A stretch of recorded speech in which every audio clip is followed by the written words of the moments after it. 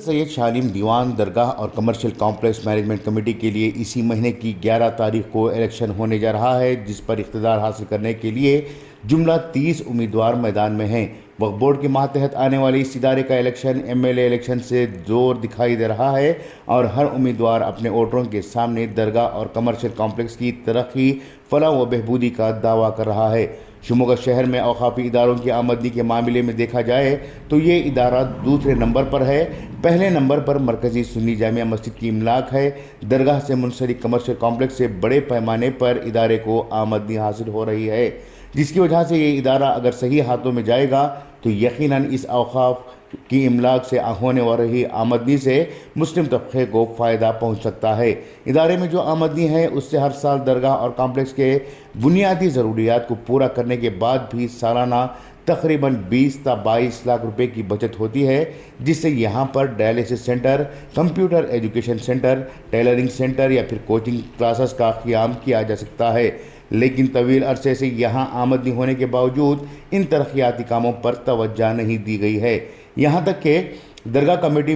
کی مدت ختم ہونے کے بعد اسکالرشپ دینے کا سلسلہ بھی رک گیا ہے، کیونکہ اس ادارے میں آمدنی لاکھوں روپیوں میں ہے اور ان لاکھوں روپیوں کی آمدنی کو بینک بیلنس بنانے کے بجائے قوم و ملت کے ضروری کاموں پر خرچ کیا جا سکتا ہے تو اس سے بڑا کام ہو سکتا تھا۔ حالانکہ درگاہ کی آمدنی میں اب تک روایتی طور پر عرس کے موقع پر غریب لڑکیوں کی شادیاں اور ہفتہ وار لنگر کا انتظام کیا جاتا ہے، مگر حالات حاضرہ کے مد نظر اس ادارے کی آمدنی کو مسلمانوں کے تعلیمی اور سماجی ضروریات کے لیے بھی استعمال کیا جا سکتا ہے۔ قریب 1800 سے زائد ووٹر 11 مارچ کو حضرت سید شاہ عالم دیوان درگاہ اور کمرشل کمپلیکس کمیٹی کا انتخاب درگاہ کے احاطے میں موجود مسافر خانے میں ہی ووٹنگ کے ذریعے سے کریں گے۔ اس الیکشن میں اولیاء اللہ کے معتقدین کمیٹی کے لیے صحیح افراد کا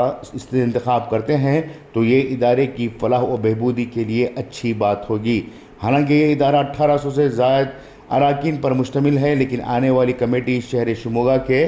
عمائدین اور ذمہ داروں کے ساتھ تال میل قائم کرتے ہوئے ادارے کے ذریعے سے فلاح و بہبودی کا کام کرتی ہے تو ساری ریاست کے لیے ایک ماڈل بن سکتا ہے۔ اس کے علاوہ ادارے میں جو آمدنی ہے اس آمدنی کے علاوہ